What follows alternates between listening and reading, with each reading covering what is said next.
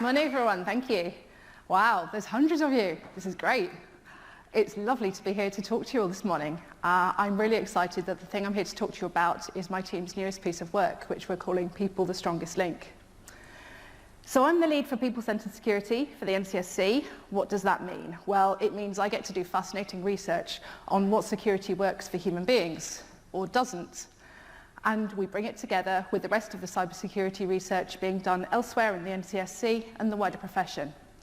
And that bit is really important. Security is a complex system. We need that multidisciplinary team approach with a full range of expertise on different subjects if we're to get to the right answers.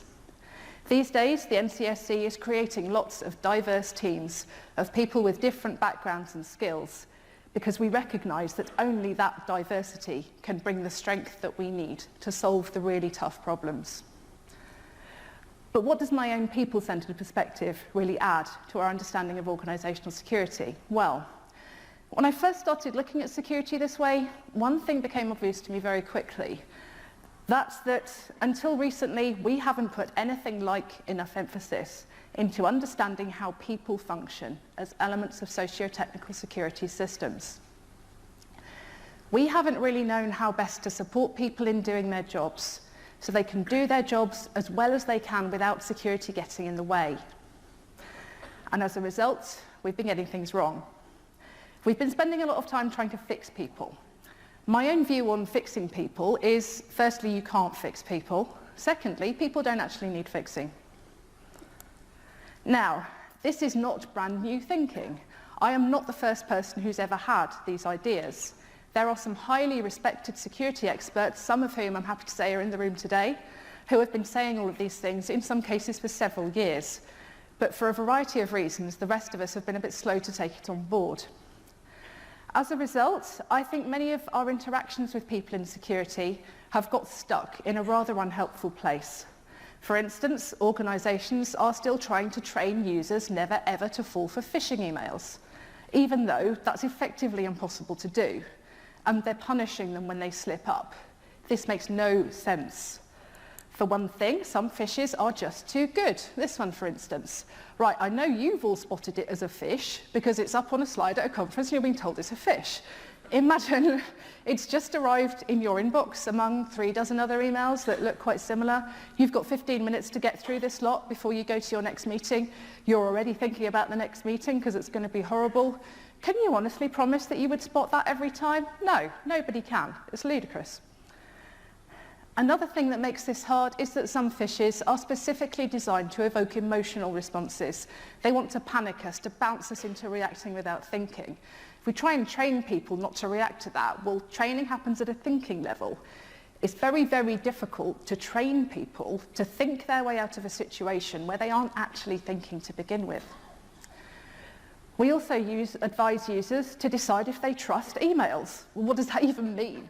Trust in security is a complicated topic. And how many users are really equipped with the right skills to read email headers and make a sensible decision about whether or not to trust the emails? Again, not many.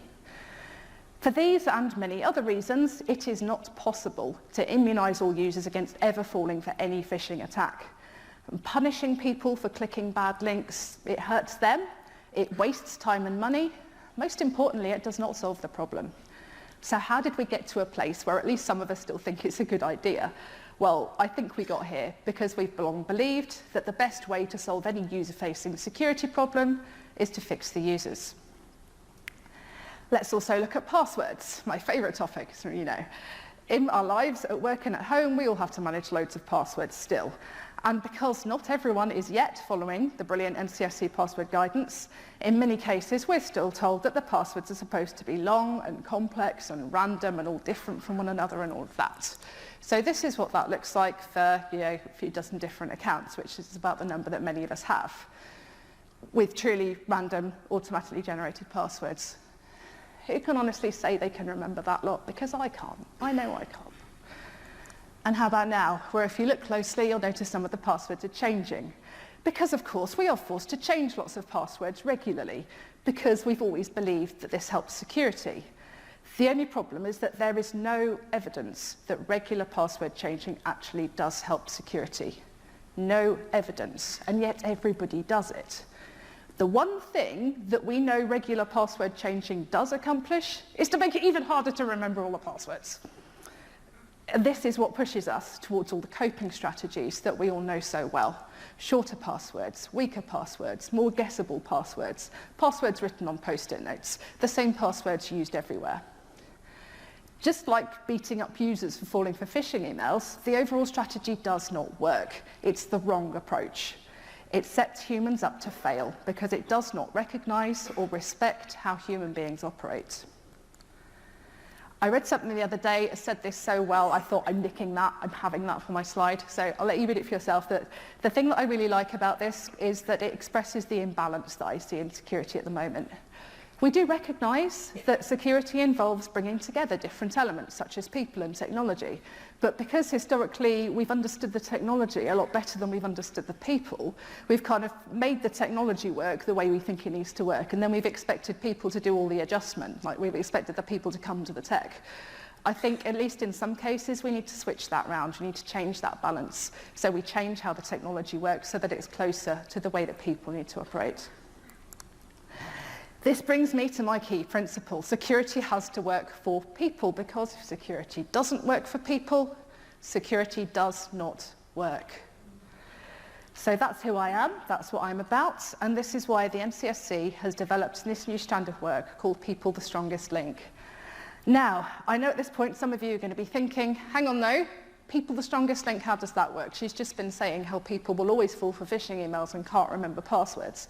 And you know what, it's even worse than that. It's not just people making mistakes. Sometimes people deliberately break the rules, right? They deliberately go and do stuff that they know we as security people don't want them to do. What is all that about? How is that the strongest link? Okay, if you're thinking that, I do hear you. But again, this happens because we're taking the wrong approach. It's on us as security professionals to step back and realise why people do that, why people work around security restrictions that stop them getting their job done. It's because they really want to get their job done. You know, we don't actually want to change that, and the security is getting in the way. So this brings me on to, I think, the most important reason why I don't think we can ever get away with dismissing people as the weakest link in security. This is because actually, in a very important way, people are the only link in security. People are the only things we currently have that can bring together every single other element of the security system to create security that works as a whole.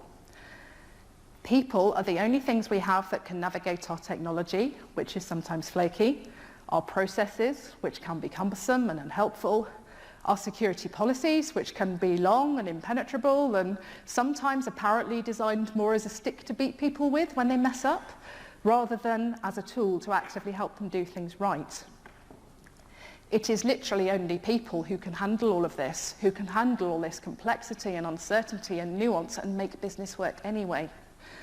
And as security professionals, we need to recognise that.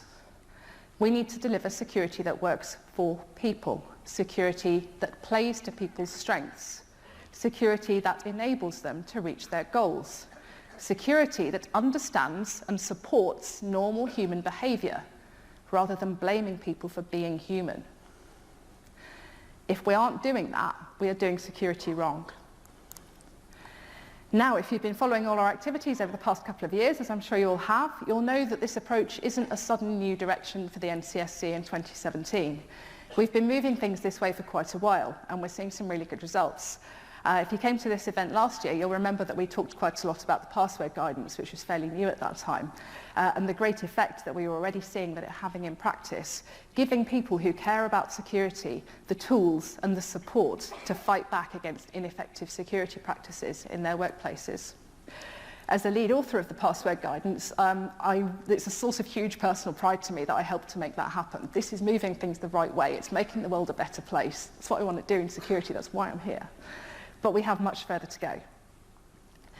The aim of our current work is to allow security to be viewed differently to those within it and those outside it, to work more creatively, to forge new relationships. This broadening of focus is supported by national academic research, some of which we've sponsored ourselves, for instance, within the Research Institute for the Science of Cybersecurity. Over the last 10 years, this research has consistently shown that for security controls to be effective, they must clearly link to the human security needs of individuals. So this is what we want to talk with you all about over the next couple of days. We have a whole conference track focused on people as the strongest link, and my awesome colleague Rachel has done a great job of pulling together loads of people who have interesting and thought-provoking things to say about this. We're also running a socio-technical security question and answer session on Twitter. That's tomorrow at 1 o'clock. So if you can't get to talk to us in person, please throw your questions at us online and make them as tricky as you like, because we love a challenge. I think collectively we have a way to go in people-centered security, but I think we are going to get there. The reason I think that is because I know that every single one of us here, in fact everyone who's working in security everywhere, wants the same thing. What we all want is security that works.